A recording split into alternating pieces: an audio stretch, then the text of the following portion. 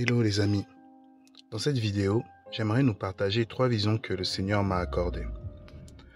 Avant toute chose, je le remercie pour cela, parce que comme vous le savez, on ne choisit pas de recevoir ou non, mais c'est le Père qui nous prévient en fait sans cesse, sans aucun effort.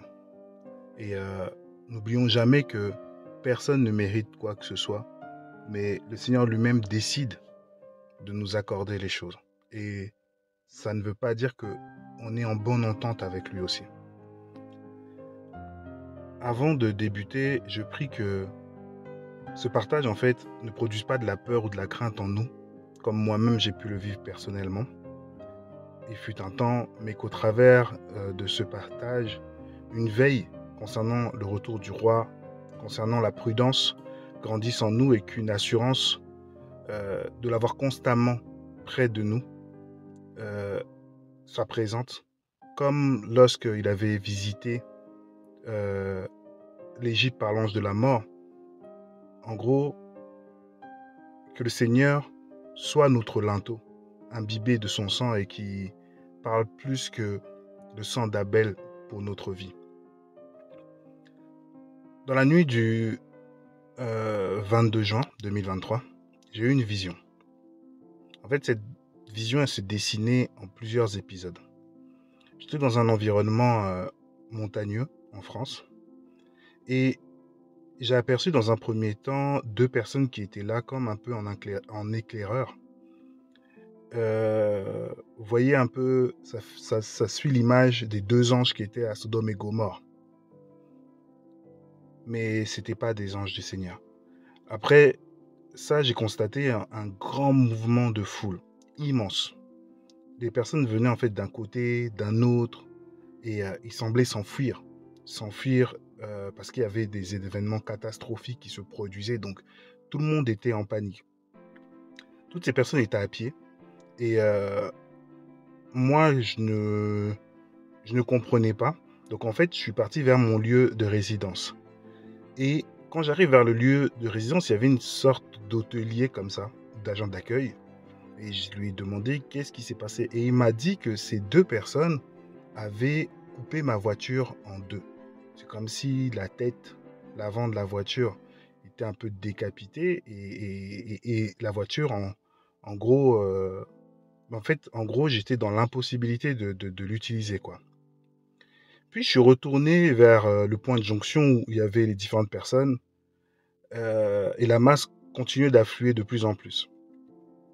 Mais personne ne savait où fuir. Il y en avait qui étaient partis vers une direction, qui revenaient vers la même direction, qui disaient non, pas par là, ils sont là-bas, attention. Et donc, comme j'ai pu le dire précédemment, c'était la panique. Ou, si je peux me permettre, le bordel général.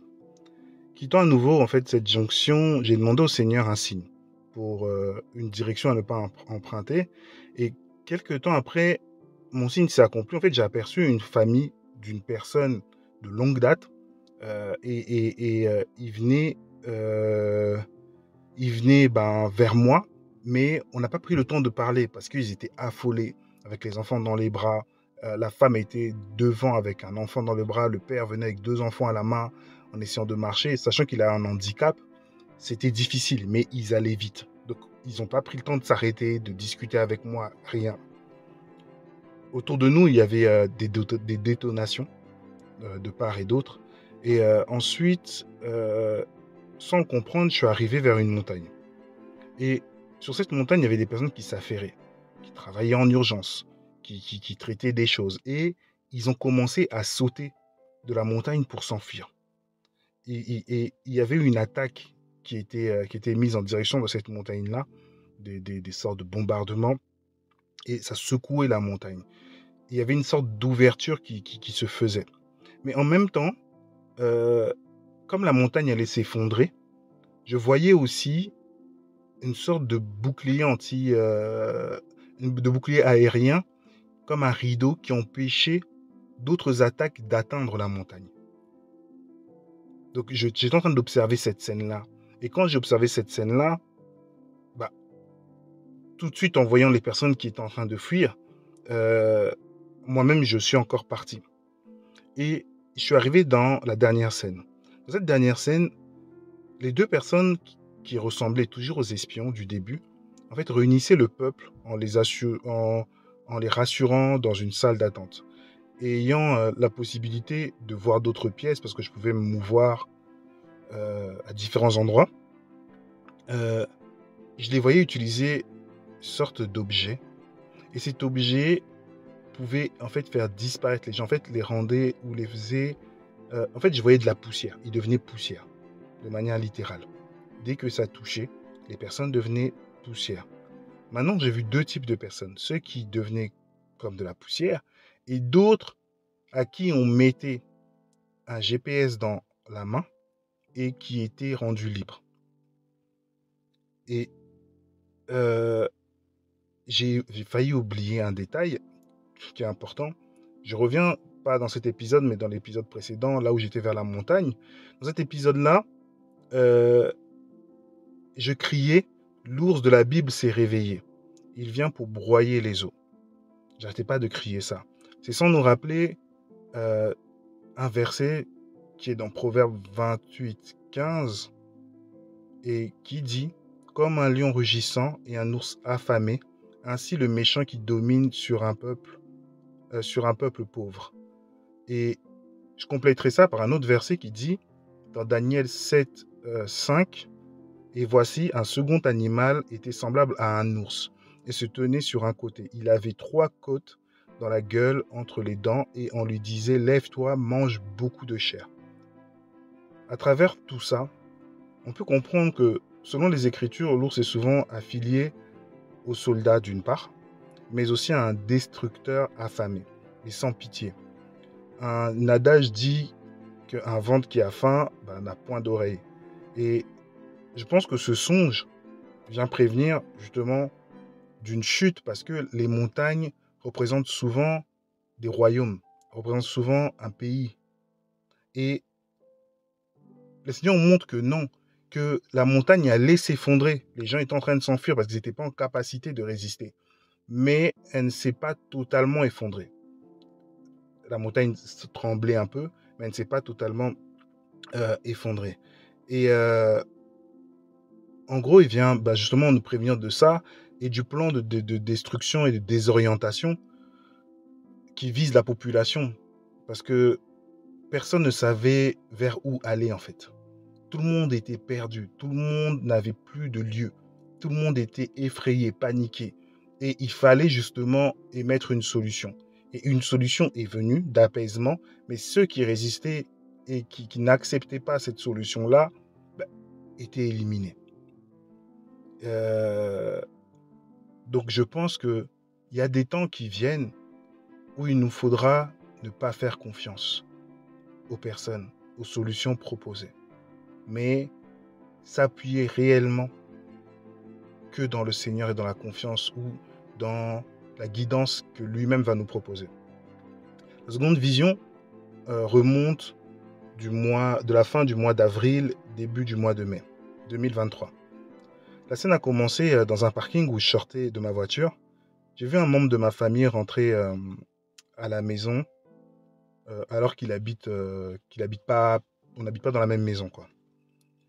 Puis c'était au tour d'un frère de se garer dans le parking. Et en fait, on était heureux de se rencontrer parce que ça faisait longtemps. On a commencé à marcher ensemble en discutant. En marchant, je voyais autour de nous plusieurs groupuscules de grévistes. Ils brûlaient des pneus, ils brandissaient des pancartes, et un peu partout autour de nous. Mais le but de leur manifestation n'était pas accessible pour moi. Dans le cours de la conversation, j'ai dit au frère que on s'était trop éloigné en fait en marchant de mon domicile. Et lui également, il m'a redit qu'il avait oublié un objet dans sa voiture parce qu'on était garés dans le même parking. Par là, on a décidé de rebrousser chemin. Et à quelques mètres, on a observé de l'autre côté du trottoir une scène particulière. En fait, il y avait une personne qui était sévèrement agressée par un groupe de 3-4 personnes, il me semble. Et sans dire un mot, le frère, il a couru vers eux en sortant son smartphone et il filmait la scène. J'ai tenté de le persuader, en gros, par des cris, de ne pas s'approcher d'eux. Mais lui, il était sûr de sa bonne action. Il ne m'écoutait pas, en fait.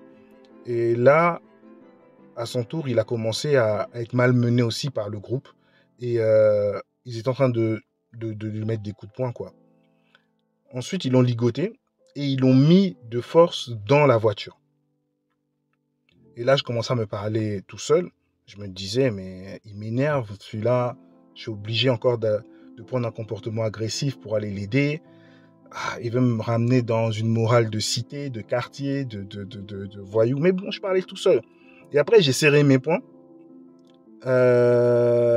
Et j'ai foncé en fait comme un buffle sur eux. Et je les ai pris par surprise. Et comme je les ai pris par surprise, ils ne s'attendaient pas à mon arrivée. En fait, je les tirés de la voiture.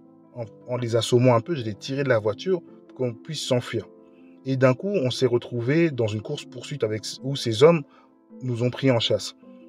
Dans cette fuite, je voyais dans la ville des scènes ahurissantes.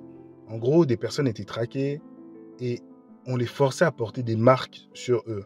Une fois que cette marque était sur eux, ils devenaient comme des robots obéissants. C'est-à-dire qu'ils n'avaient plus d'humanité en eux. En gros, la brillance ou l'âme dans leurs yeux, l'éclat de l'âme dans leurs yeux disparaissait. Et en gros, ils étaient là, mais il n'y avait plus de personnalité, plus rien. Et de l'autre côté, les personnes qui n'avaient pas cette marque étaient traquées de toutes parts. Arrivé dans le parking, là où on s'était rencontrés, en fait, nous, on s'est garé rapidement et discrètement, en fait, pour ne pas être repérés justement et éveiller des soupçons de notre présence. Quelques secondes après, nos poursuivants sont arrivés. Ils ont peu la même méthode que nous sont arrivés. Ils se sont garés rapidement et discrètement, ils se sont cachés. Et il n'y avait plus de bruit dans le parking, plus de vie.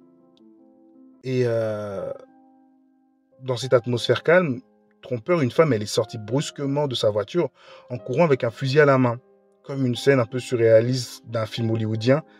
Elle voulait rejoindre sa maison, mais ses poursuivants sont également sortis. Et il a commencé à avoir des échanges d'armes, de tirs, etc.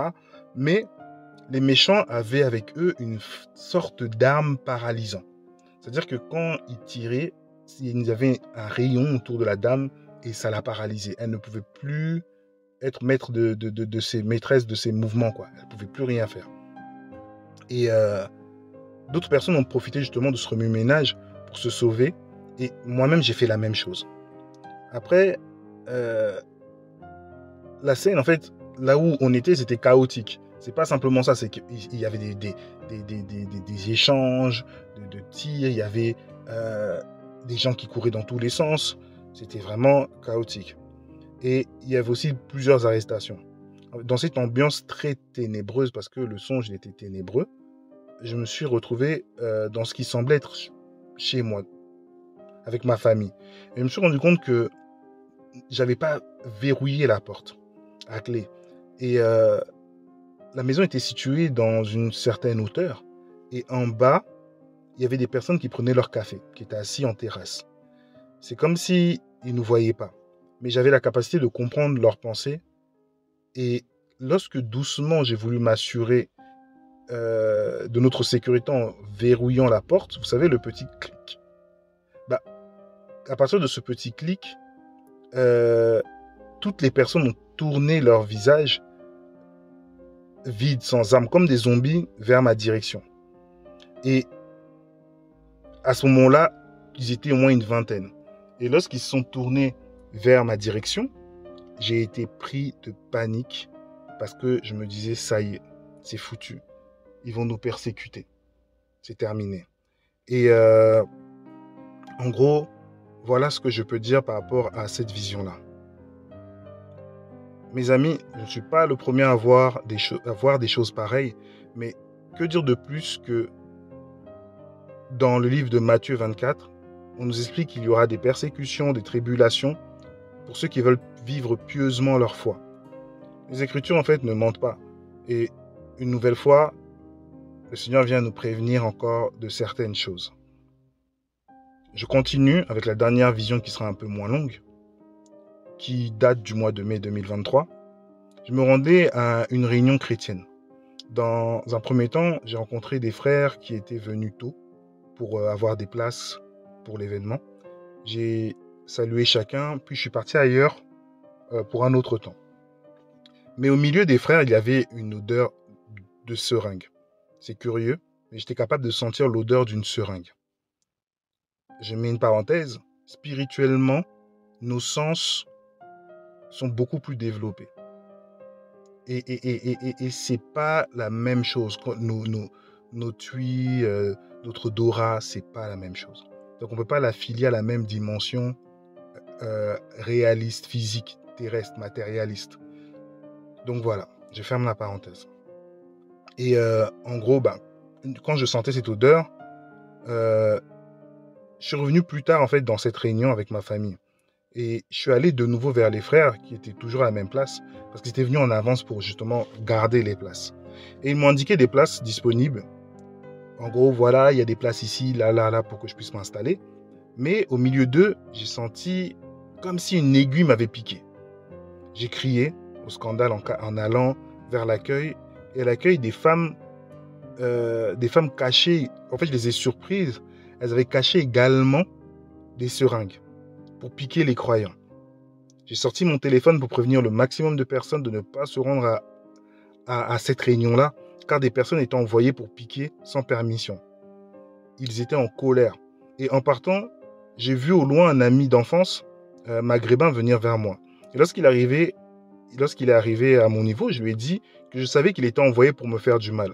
Et je savais qu'il était avec une personne invisible à ses côtés. Et allant dans un coin reculé, je lui ai par surprise, en fait, asséné un coup, un hypercute à lui et à son ami invisible. Et celui qui était invisible, je pouvais en fait le voir par moments. Je savais que j'étais entraîné et que j'avais une bonne condition physique pour les vaincre. Assez facilement, quoi. Mais ma mission, dans le cadre de ce genre, était de prévenir les personnes que justement, il y avait des réunions chrétiennes et dans ces réunions chrétiennes, il y avait des seringues qui étaient là et prévoyaient justement des injections de ces seringues-là auprès des chrétiens. Moi, la seule chose que je vous dis, c'est qu'il est important que nous puissions redoubler de vigilance et de méfiance, d'être prudents, surtout envers les autres chrétiens, car le mal, en fait, ne vient pas forcément de l'extérieur, mais il vient aussi de l'intérieur. Un verset nous dira, ils sont au milieu de nous, mais ils ne sont pas des nôtres. Et c'est important, là où le Seigneur nous met en garde sur des événements qui vont se produire en France, mais en même temps sur des événements qui concernent aussi l'Église. Là où l'ennemi a cette stratégie-là d'utiliser des chrétiens pour faire tomber des chrétiens. J'ai déjà fait une vidéo dessus qui disait l'Église séduit par l'Église. Mais là, c'est important parce que la seringue, on peut y prêter deux notions. On peut y prêter une notion d'un péché, parce que Satan agit justement dans le péché.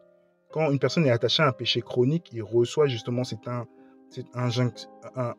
injection-là, excusez-moi,